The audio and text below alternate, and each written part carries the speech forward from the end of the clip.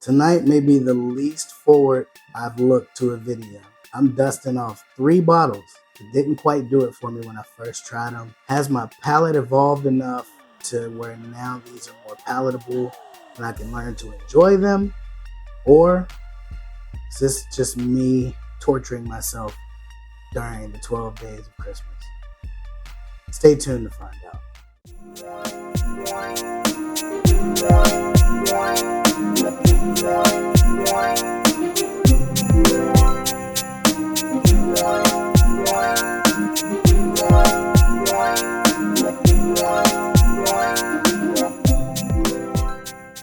Welcome back to the 9th Day of Whiskey.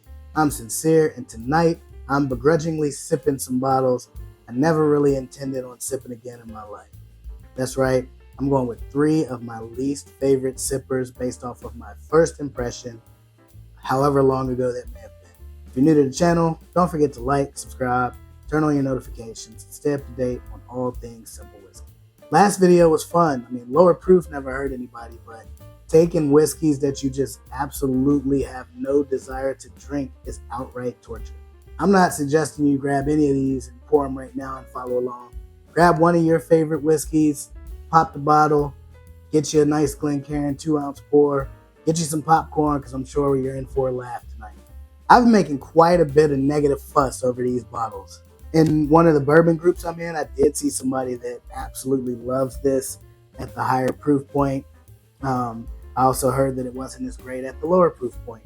The bottle I have here tonight is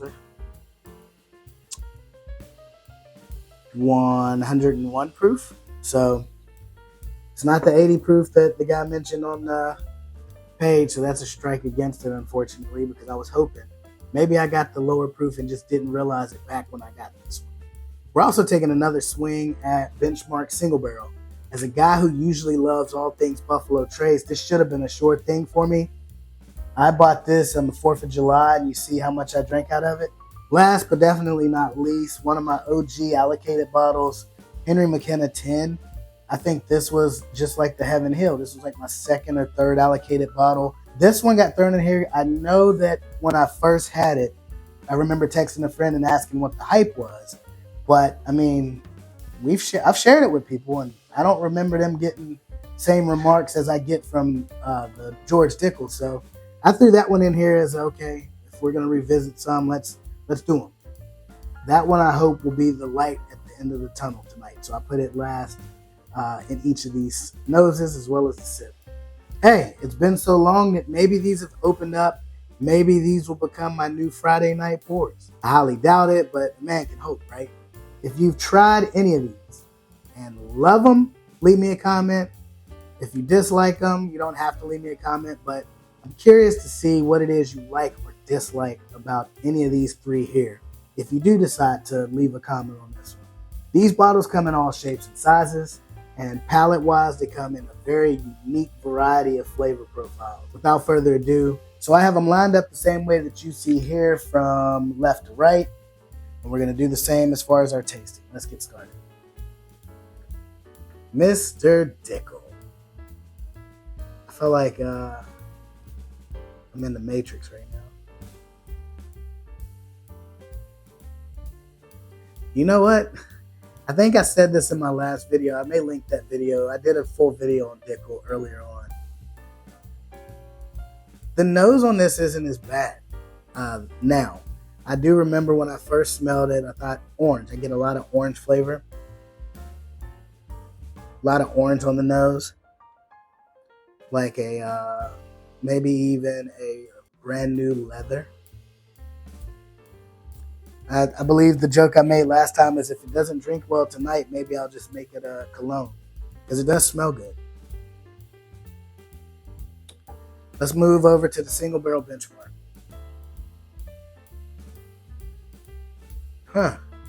This is a very like a cherry forward, maybe even like a like the Hershey's strawberry syrup. It's a good scent. Maybe I was crazy 6 months ago when I had these. Very youthful notes. I know it's not a high proofer, so I don't get a lot of ethanol, but it smells good. Last but not least, Mr. Mystery, Henry McKenna 10. So this one starts out really smooth, really sweet. I get a little bit of oak. Maybe even like a molasses. It's very rich. Now for the death sentence. Mr. Dickel again.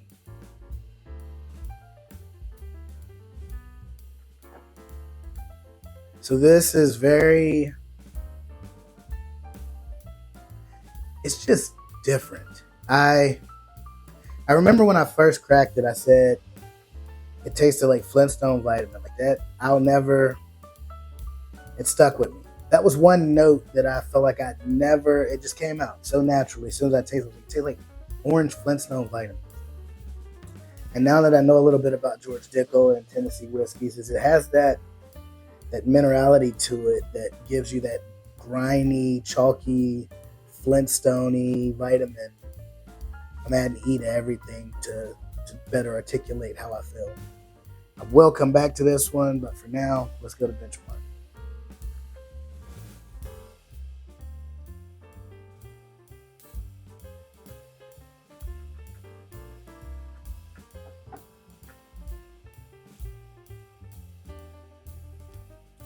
I really don't know why I didn't like this. This is surprisingly good. It's like almost like a really it's like a cherry fruit gusher. Because earlier on the nose I said strawberry syrup, like that you put in strawberry milk. But the taste on this is actually really, look at you. I ain't mad at this one. I like this. This one right here, I really wish I would have blinded them now. If I would have blinded them, I would have knew what that was. But if I would have blinded them, I could have picked the actual winner versus a loser instead of this not here niceness. Yeah, I want to make you a loser. Let's go to C. Henry McKenna 10 year.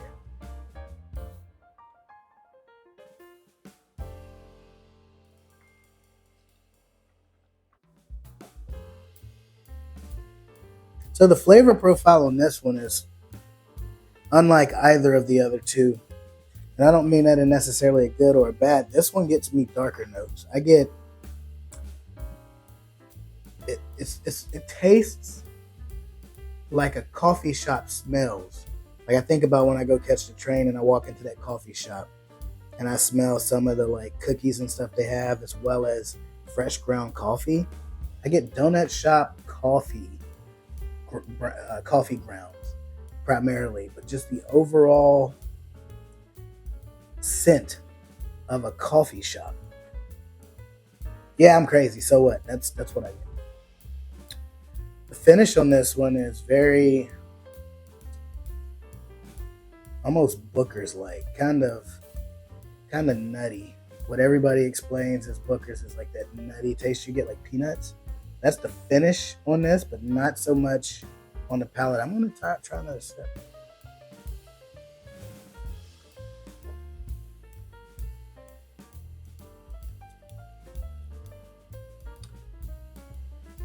It's almost like a chocolate fudge coffee shop nut.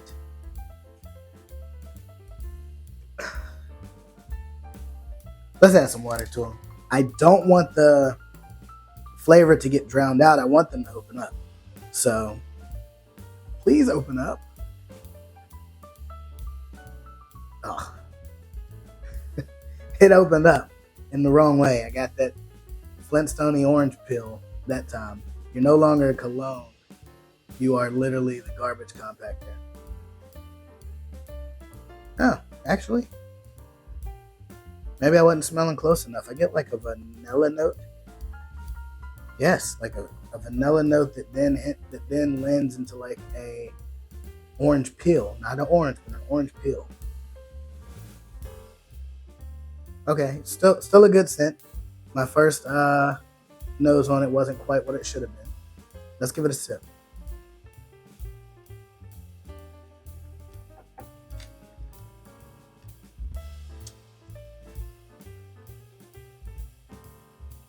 So the water definitely opened this one up. A whole different profile. Like, Flintstone vitamin is gone. I get orange rock candy with a little bit of like toffee and vanilla. Grandma's, mama's orange rock candy at Christmas time. Is what I get on this now. This, with 3 or 4 drops of water, changed this one enough to where I could say, okay, it's no longer the butt of a joke, but it's a complex, flavorful glass that I'll finish this little bit tonight. I will finish this. This one isn't getting poured out like I planned. Benchmark single barrel that already got my glowing review on the first sip. Don't let me down now that I've added water to it. Oh, man. The nose is extremely sweet. It's still that some sort of a like strawberry syrup. Like you just want to pour this on an ice cream sundae.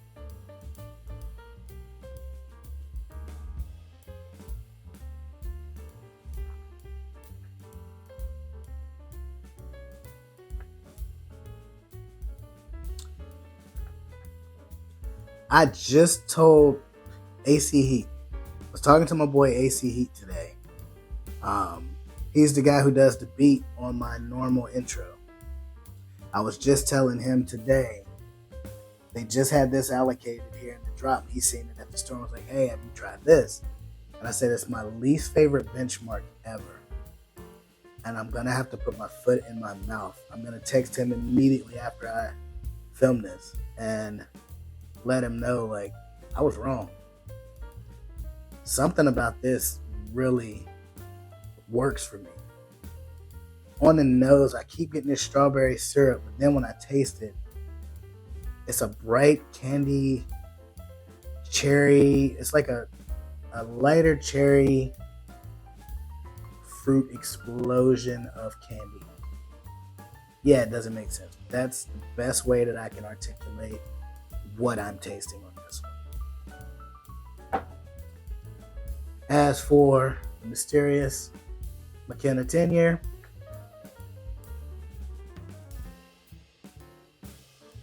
nose is still deeper than the other two. These are both like very floral, very bright, very fruity. This one is very oaky, very chocolate, very fudgy. Almost like a double oak. Prior to, again, I'd written this one off. I'm surprised that the bottle was as low as it is. It has a nice color to it, at least in this light setting. All right, let's give it a sip.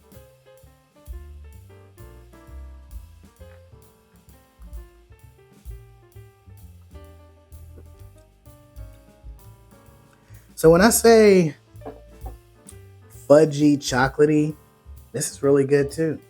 So simple listing on this. Yes, I apologize to all 3 of you at this point. Yes, if my wife's watching, she's going to say, you don't apologize to me. Well, sometimes you can be Dickel. But Mr. Dickel, I did just see on the shelf recently for $69.99. As for the proof, I think it was like 101 and some change. I have to still recommend this as naughty list. I do not, as complex as this is, it is a 15-year Tennessee whiskey.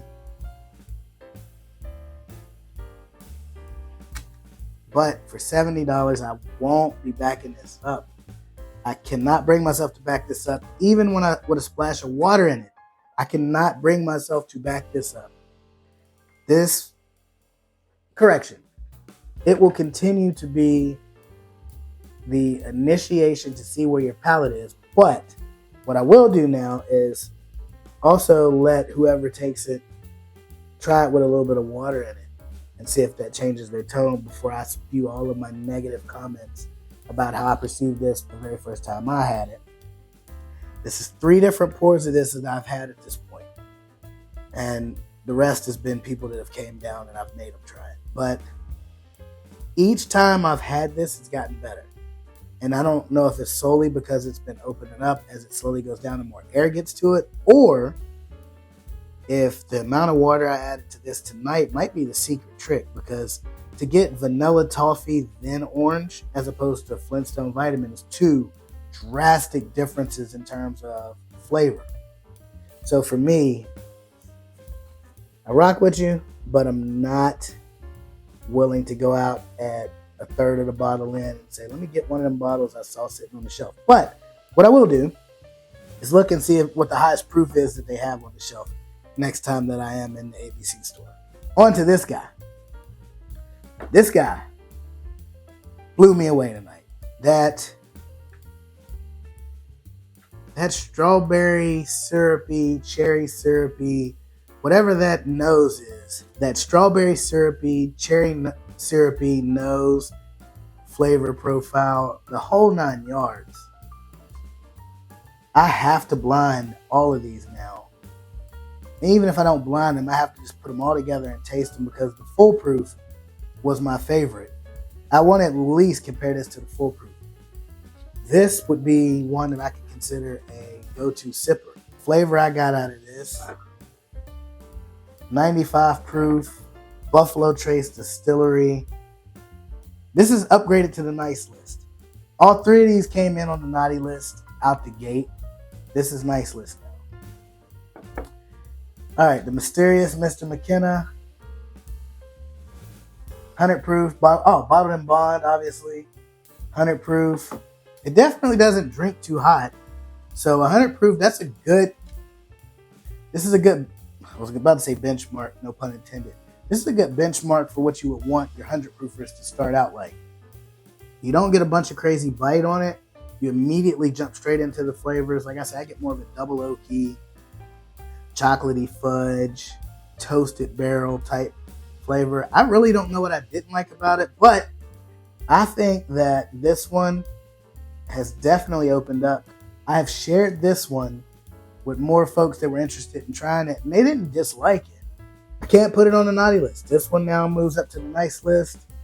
Mr. Dickel, there comes a point in my life that I have to cut ties with the bottles in my life that I'm no longer as fond of, and that I've showed love or not showed as much love. It's just who I am as Cyncere. I know that we really hoped it worked out back when I met you in North Carolina. But, I mean, at this point, I just think it's best if we just be friends, or you just be here for the guys whenever they... Never mind. That took a turn. We're not going down that rabbit hole tonight. Let's wrap it up. Big ups to George Dickel 15. I don't know what it is about it. This is going to be that love-hate relationship that I have until this bottle is gone. I really think I may go buy another bottle if they have a higher proof, and test them against one another just to see if the hype is there that everybody says in my bourbon group. Benchmark single barrel. Bye. I feel like Kramer. Bye. Bye. Or which one of the bands was it? Ladies, leave me a comment on which band was Bye. I know, but I'm not going to say I know on my channel. McKenna 10. Nice list. In between both lists, but for the sake of picking one or the other, right now, still not your list. I'll leave you with this. Your palate will evolve. If you go out looking for a bottle, or if you go out and you're at an allocated drop and you see something like this, and you're like, you know what? I heard this was good. Let me try it. The whole thing I went down that tirade on the Willet stuff was how many people blasted me for buying Willet, and I actually enjoyed it. It wasn't bad. The thing about this is the more I get into bourbon, the more whiskeys and bourbons I try, the more my palate adapts, and certain flavors that I wouldn't have uncovered as a novice come out, the more and more my palate grows. So the whole purpose is enjoy an entire bottle, not in one sitting, but enjoy evolution of the bottle no different than the evolution of the palate. Wrap up a video that I thought was going to be horrendous. And I found me a new go-to sipper, a couple of go-to sippers, and a new way to drink Dickel. Till next episode, keep it simple. Cheers.